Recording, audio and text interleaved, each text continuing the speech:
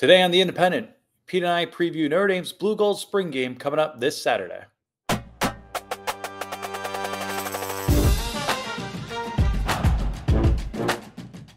Welcome to the latest episode of The Independent. I'm Pete Sampson. After a long tour of Australia and French Polynesia, now back in South Bend. Joined as always by my co-host Matt Fortuna, who's been in Chicago this whole time. I'm going away next week, but Okay. I stayed loyal to you guys during spring ball. But yeah, by not recording with an unnamed new co-host just to fill a podcast feed, I appreciate that. I read Tim O'Malley. He said you were gone for 72 days. Yes, exactly. It was there was a lot of travel, a lot of air, a lot of cruising, some scuba diving, all that good stuff. And frankly, you get back and while Notre Dame has a new AD officially now, I'm not sure a whole lot happened during spring practice between the first open practice that I was able to watch and the second open practice that I was able to watch as I got back the day before, which was like probably going to be much more interesting to have witnessed in person than the Blue Gold game on Saturday. But the Blue Gold game will happen. Spring practice will close, and we probably will have some mild overreactions to it that we won't remember when August starts. But when you'll be out here on Saturday, what are you curious to see? I mean, what sort of will pique your interest on Saturday afternoon? Yeah, P. I mean, the starting quarterback got hurt while you were gone, and the future looked like the future during that open scrimmage on Saturday. And speaking of overreactions, although I'm not sure I think it's a warranted reaction in this case because there's been a lot of hype around CJ Carr. But I actually think the overreactions in this college football world is going to be less about what happens Saturday and what happens afterward, because people will be going in the portal. I mean, look how many people. There was a record number of players just went in the portal Monday when it opened up post-spring. I don't know if I can name you 5 guys off the top of my head nationally where I'm like, oh, shoot, that guy's in. Wow. Like, it was just a lot of people. It was a lot of movement. And it's newsy in that regard because there's unlimited transfers and you can retool your roster very quickly now. But, short of like CJ Carr going in next week, which isn't going to happen, I don't think there'll probably be a quarterback just because of the numbers game. I think that's where the overreaction will come. The football part of it will be interesting. I mean, this is second time in 3 years, and I feel like we could go back even further where the starting quarterback for the season will not be playing in the spring game. So I don't know how – I mean, yeah, we'll probably overact good or bad to CJ Carr, but, we're not going to see Riley Leonard in this offense, at least barring some medical miracle, and even then I would not play him in a spring game. I'm curious to see – how's the offense kind of come together, so to speak, because we knew the defense was the strength of this program. That has bared fruit throughout the first month of spring practices. What does that mean in the grand scheme of things? Is this offense going to benefit greatly from going up against these guys every day? The short answer is yes, but what lessons are they going to take away from getting beat more often than not from the sound of it? I'm curious about that as well, because it took me back to a story that I wrote on the relationship between Tommy Rees and Clark Lee during the 2020 season, or I think it was the 2020 season. Yeah, that was the year because it ran the week of the Clemson game. And just how they sort of tried to help each other, but also compete with one another. If Rees needed a particular look in practice, Clark was going to be accommodating of that.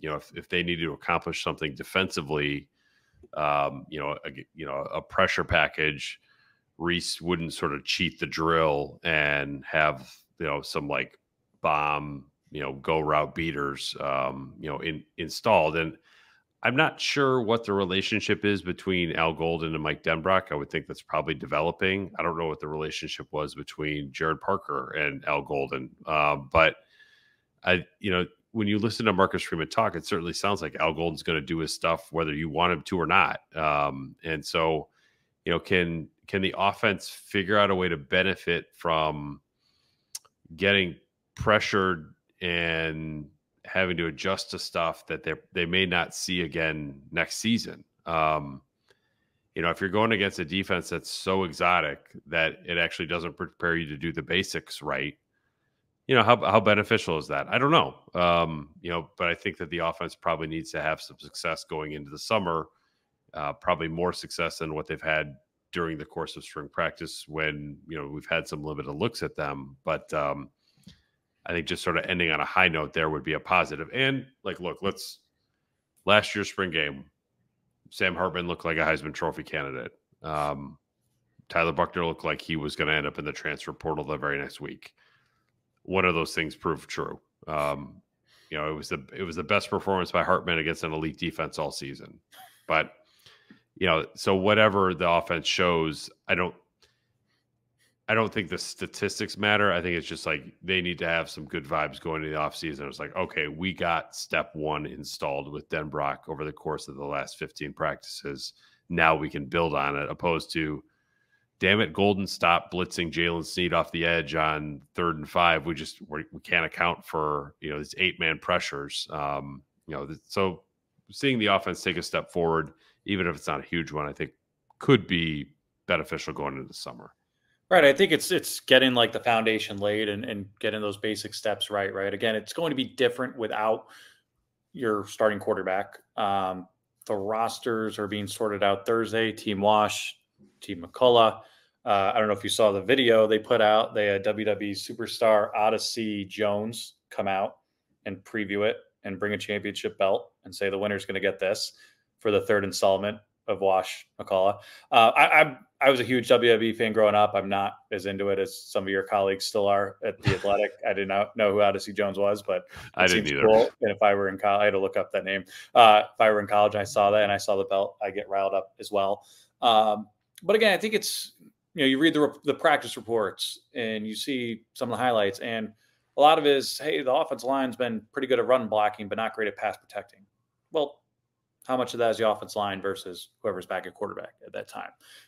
So-and-so gave up a sack. It was uncontested. How much of that was him getting beat versus him miscommunicating and letting a free rusher go through, which you cannot make mistakes. Yeah, or the quarterback not identifying the free rusher. Right. And this was a top 10 defense last year going up against first-team offenses, and they're going up against an offense right now in practice that, while a first-team offense is going to have upwards of 10 new starters with a rotating cast of quarterbacks right now throughout spring. So it's not to make excuses for the offense, but you certainly want to see them get their stuff together, so to speak, and have the confidence and wherewithal going into the summer off-season workouts, going into camp in August, knowing that, hey, we're battle tested.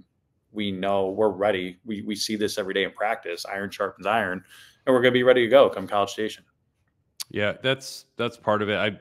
One thing that I liked last Saturday that I think could carry over to a certain extent is just, it seemed like they had more guys at the wide receiver position who could make plays, like functional football players, can make a man miss, make catches in traffic. Jaden Greathouse, a star of last year's spring game, who wasn't able to sort of do that during his freshman year. Hamstrings had a ton to do with that.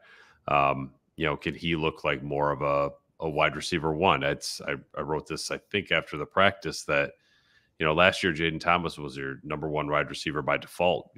There was nobody good enough to even remotely challenge him. That's not the case anymore. So no, and if he pulls a hammy again, yeah, it's not, there goes our passing game. Right. It's Notre Dame just has more options there. Chris Mitchell did a couple good things in the practice. Jaden Harrison is hurt, the transfer from Marshall. Bo Collins not yet eligible. They just have more tools to work with. If you're Mike Denbrock, they don't have LSU level tools. 2 first-round picks at wide receiver and a Heisman Trophy winning quarterback. But I think that they should have more tools than they did last year. Denbrock's talked a lot, or has been asked a lot. Marcus Freeman's been asked a lot about, so 11 personnel, changing the identity a little bit of what they are offensively. And, some of that is personnel driven. I think some of that is philosophy driven, with Denbrock having sort of seen that, you pass to run, not run to pass. Reese and Parker were kind of run to pass guys. Not that they always wanted to be, but in theory, Denbrock should have a better quarterback than what either of those guys had, in their final 2 seasons at Notre Dame. So that all is interesting to me. But I like the wide receiver group. And I haven't said that for years, it feels like. So that's a significant change. That's something that I think should carry over from spring into summer and then into fall. I like the wide receiver group. I like the numbers at wide receiver more than Yeah. anything right now.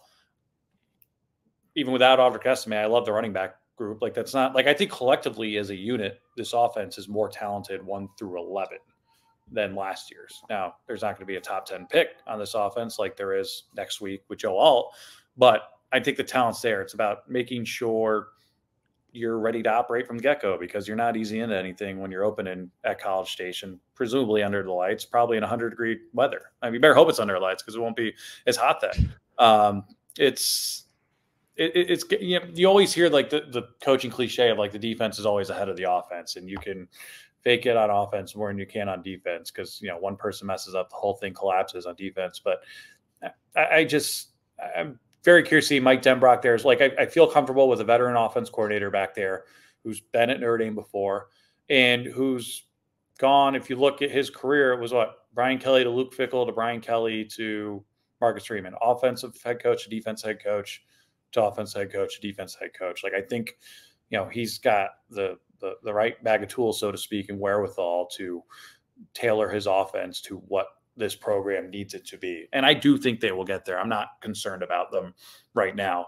If anything, and again, we knew the defense was going to be the strength coming in, just seeing the number of different names making plays on that defense. I mean, not that the first team defense is dominating the first team offense, but that we're seeing so many names, especially young names on that side of the ball emerging and looking like they're going to force their way onto the field this year, despite all the veteran leadership in front of them, I think is what's impressive when you look at that side of the ball. It's for how old and talented the defense should be. Riley Mills, Howard Cross haven't got a ton of reps this spring. Benjamin Morrison has been out after shoulder surgery. You know, Xavier Watts has been around. We've seen him play quite a bit. Jack Kaiser, seen him play quite a bit. But even without those guys at, you know, 85% of the snaps, 90% of the snaps, you know, Jalen Sneed, Kingston Viliamasa, Jaden Osbury, Christian Gray, Boubacar Traore. You know, Josh Burnham has done some good stuff. It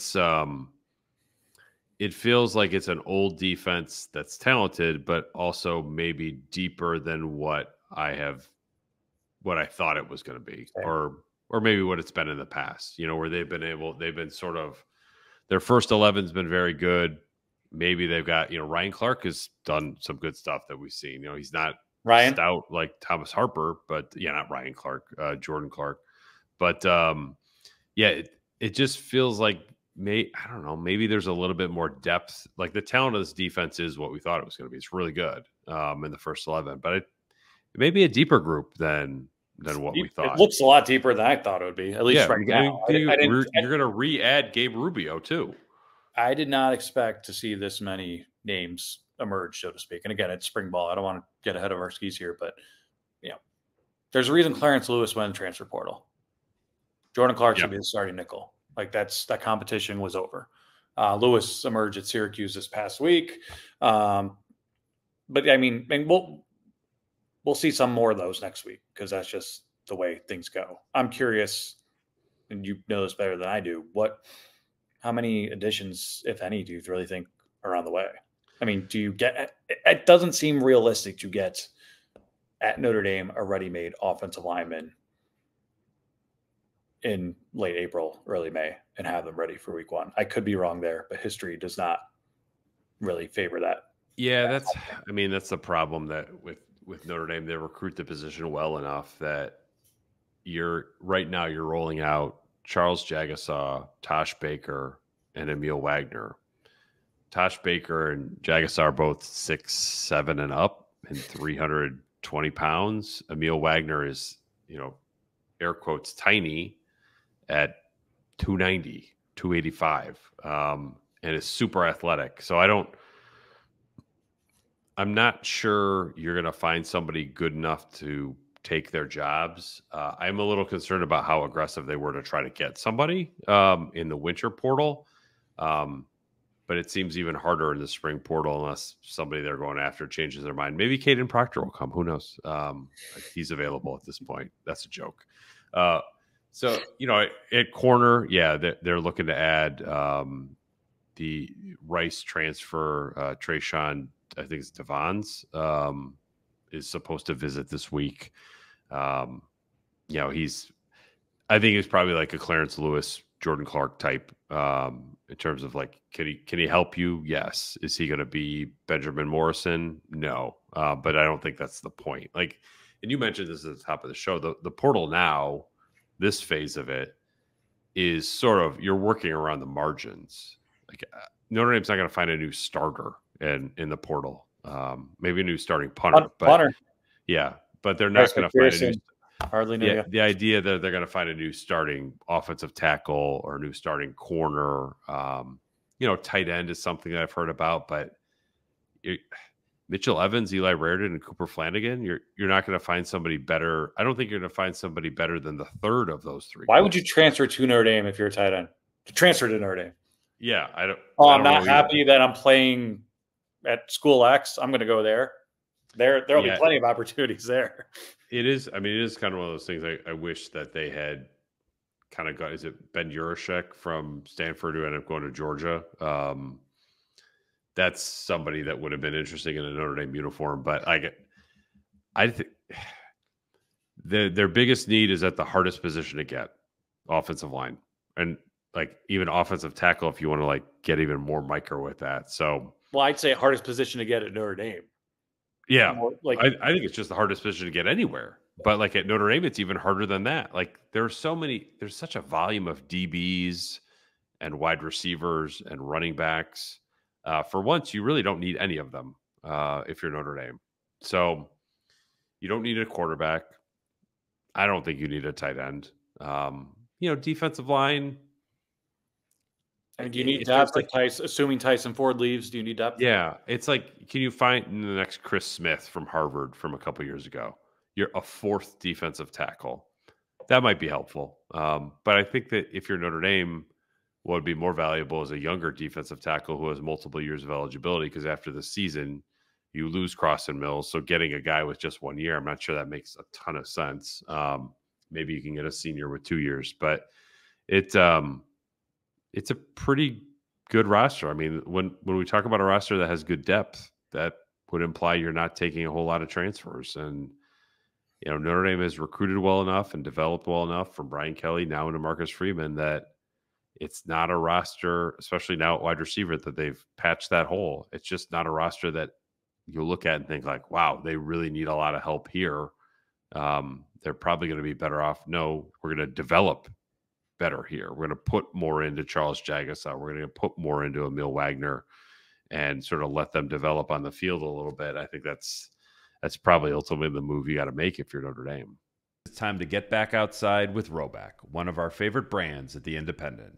Whether it's polos, Q-zips, vests, crew necks, or hoodies, Roback is our go-to apparel when it comes to the golf course, gym, sitting around the fire, or even recording a podcast. You've seen Roback sponsor former Notre Dame athletes Audric Estime, Kyle Hamilton, and Michael Mayer. And if you've attended a Notre Dame game, you've surely seen the Shamrock Polo around tailgates and in the stands. Roback goes by the motto, crave activity, and there's no better apparel to fit those needs.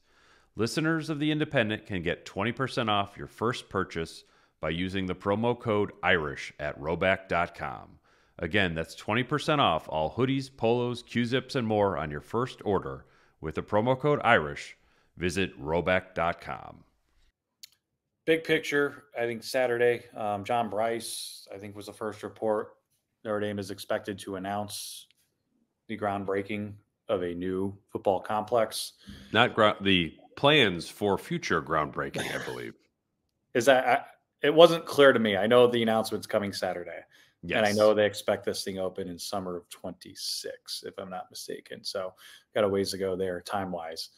Well overdue. And I don't say that because you need a slide and, sleep pods or whatever. Just like, and I was told like, hey, the highlight of this thing is going to be the cafeteria. And my response was, damn straight, it better be. Like, yeah, we're not, they don't do interviews just like under Kelly, most of the interviews, the majority of the Brian Kelly era, most of the interviews, most of the time we were on campus doing our jobs. We were in the Goog in various spots interviewing players. It's all at the indoor facility now with good reason. But the number of times I'd been up to the coach's office floor, which is on the same floor as the cafeteria, and I just look around and I think, well, it's not even a cafeteria. Right. Where are they supposed to eat? It's it's hard to believe a Division I, blue blood football program for so many years. I'm sure when they opened it in 2005 or whatever, it was state of the art, but it was just. I've been in MAC facilities that are nicer than that. I'm not exaggerating when I say that. So this is well overdue from a practical standpoint. I don't know what the final cost is going to be. I do know there's a $75 million league gift to fund it. And I'm sure there'll be a big ceremony and whatnot to announce it on Saturday, but good news, because many people, including a certain head coach at LSU, have been told about plans for this for many, many years. And it's finally actually going to happen, which I think makes a lot of people around there happy. Yeah. I'll be curious to see what the details are of it. Food services was, if not the number one priority, then the 1A priority. It's the way staffs have expanded. So. Yeah, the way staffs have expanded over the last 20 years of college football it just wasn't built with that in mind. There's so many things this thing was not built with. Think about the school 20 years ago, Pete. We joke, I was probably like, wow, they've really embraced the transfer portal in the last year. Like, think about all the things they didn't embrace 20 years ago under the Charlie Weiss regime, pre-Jack Swarbrick, versus now. Like, it's just. Yeah, it's wild to think back at like where Notre Dame was about the idea of training table being bad. Like, they shouldn't have it at all. You have no excuses now, Brian Kelly. You got what your predecessor didn't get. Yes, you can eat steak in privacy. That was like, we were still having the debate about whether they should be eating the dining halls and whether res life and an offense for marijuana was grounds for dismissal from the school. Like, it was completely different era, and Notre Dame has gotten with the times in a very Notre Dame way, but it's changed, it's evolved. Don't let people think don't let people trick you into thinking that Notre Dame does it the way they've always done it, just because they like to say that they do. To win it now, and rightly so. This is there is a pendulum here that does swing from one side to the other about how in you are to football and maybe how it not. They're really into football right now. And we've been talking about this for the last year. Notre Dame is pot committed on football right now. And frankly on Marcus Freeman, in a way that if you're a Notre Dame fan that's like a little bit skeptical of like, just, do they want to win as much as I want them to win? The people making the decisions now want Notre Dame to win as much as you want them to win. And like the plans for this, I think, will be yet another bit of evidence that supports that position. I mean, they opened the indoor practice facility 2018, I think. They announced in spring of 2018, and they open again. That's a lot less of a heavy workload than actual office building, but they opened that, I want to say, that fall or close to it. I mean, it was a pretty quick turnaround and a necessary one. And I would say more necessary than the Goog, because that's where you're practicing every day. And if you've been in there, it's functional. It's ideally located. It's, among the indoor, just simply practice facilities, you could put that up with anything, and they got it done quickly. And I think, if you ask people involved with the program, both then and now, they would say, yeah, we needed that. I mean, I remember talking to someone who grad transfers from Notre Dame to another school and was back in Notre Dame. And we got together once shortly after the new one had gone up. And he was like, at Notre Dame, if I want to go work out at night, I could not get into Loftus because a million other programs here were practicing or running track or whatever. At my current school, I could do that. And now at Notre Dame, you can do that. Which is, again, that's only 5 years ago. It's pretty absurd to think that wasn't a possibility. And let's also, give them credit. I don't know if this got mentioned enough during the whole swan song for Jack Swarbrick, but like I do think the best thing he did from a practicality standpoint, like his legacy play for me at Notre Dame will always be the Campus Crossroads project. Yeah, I agree. I think one, aside from the fact that the stadium needed modernization, and when you go in it now versus when you went in it pre-2017, it's night and day, and it's such a better experience for everybody. The way that is now a 365-day a year in use building, whereas similar structures at other campuses still only get used 6 or 7 days a year.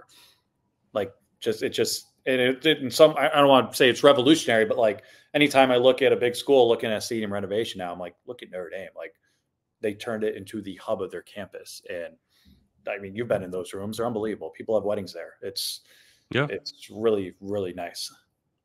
No, they did a very nice job of that. I mean, the facilities that they built. I mean, I think you even look at their soccer and lacrosse facilities. It took too long to get a basketball facility done, but it got done. That's, I think, very good.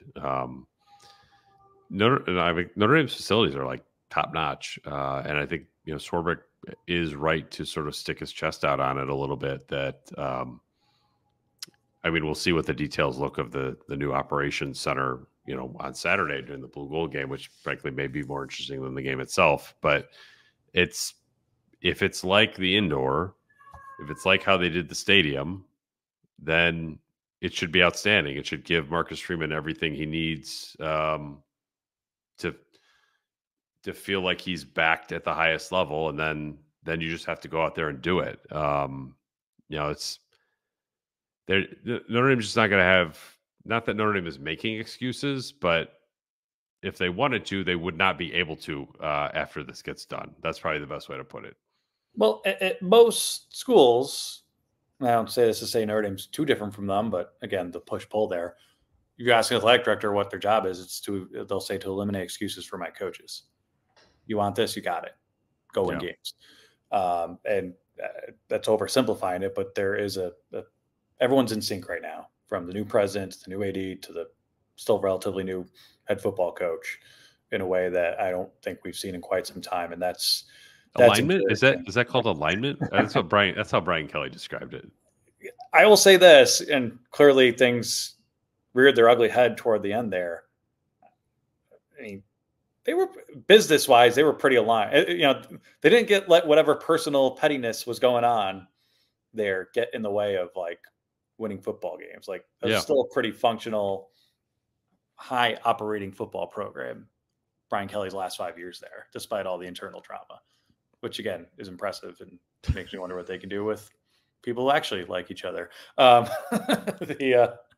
Every spring, maybe not every spring, they do these things around the spring game, which is smart, especially for their broadcast partners. This is like, NBC contract extension, I think was last year.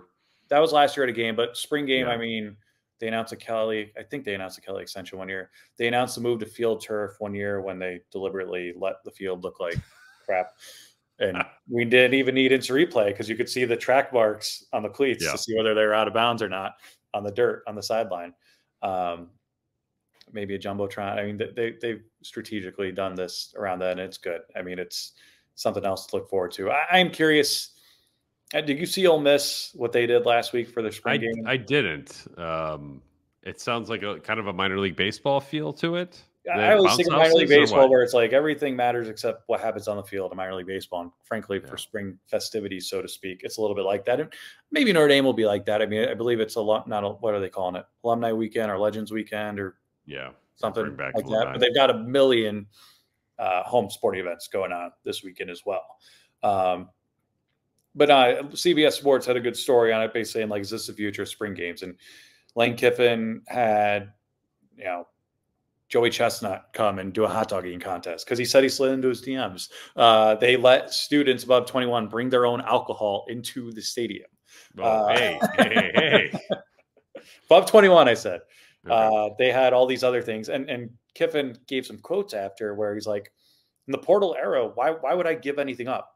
Because Blake Murphy played in Texas' spring game last year, and there's the worst thing that ever happened to Texas because that guy got tampered with all spring. by other coaches who are like, all right, come play for us. Like, you're not going to play there this year, and you're probably not going to play there when Arch is ready.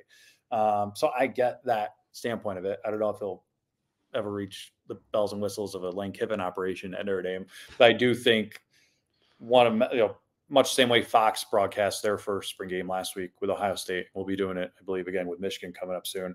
I do think we're going to start seeing spring games in a different light. Not that we ever like cheered on the blue versus the gold specifically or what have you, but I'll be curious. Again, the WWE belt's one small way to show that, but I'll be curious to see how these turn into campus-wide events moving forward. Yeah, it's I mean, I think it's always a little bit more tricky in the Midwest, right? Like if you took that approach last weekend when it was 72 degrees and sunny, be genius. It's tricky at a small, maybe 45 and sunny, a small private school with a vast alumni base. I mean, Ohio State and Penn State will get 60, 80,000 there on any given Saturday for a spring, regardless of weather. But again, that's a drive. Yeah, very easy like drive. Saturday, and the people 5:49 and sunny. The best attended Notre Dame spring game was Jimmy Clausen's early enrollee year. Was the weather good that year? The weather was great, and then Notre Dame went 3-9. So was that the first early enrollee class, by the way, on the subject of things they did differently? No, it was around that time. It was about 2 years later, maybe just a year later. I believe it was under Weiss. Yeah, it was under Weiss. 2006. The freshmen in 2006, I believe, were the first early enrollees, and Clausen was 2007. So it's just a year later. And redshirting was like, oh, yeah. I remember my first time covering a Brian Kelly press conference. He refused to say the word redshirt, and I was the new guy. And I'm like, what the hell's going on? Yes. Now it's like things where Notre Dame has evolved. Now it's like, oh yeah, you're 6 years. Fine. Come on down. No problem. We'll take transfers for anybody. They definitely have evolved and gotten with the times on that, and we'll see what the blueprints look like for whatever they're going to call this new facility. It's not going to be called Goog 2.0. And the way it's been described, like what breadcrumbs I've been able to pick up, it doesn't really sound like an extension at all. It just sounds like a completely new building. I believe so. That's my understanding. Yeah. So that it'll be interesting to see how all that shakes down. Is there anything else that aside from architectural renderings that you're curious to see? I want to see CJ Carr myself. Yes. I want to see CJ Carr. I want to see other people see CJ Carr. Like, does that make sense? Like, it's a bit meta. Not that that's going to be like Texas A&M on this Saturday.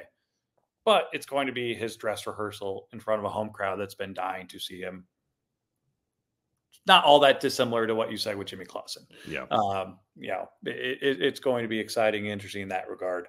The weather, I think it's going to be 51 and maybe sunny. It's whatever. It's not bad. It's not great.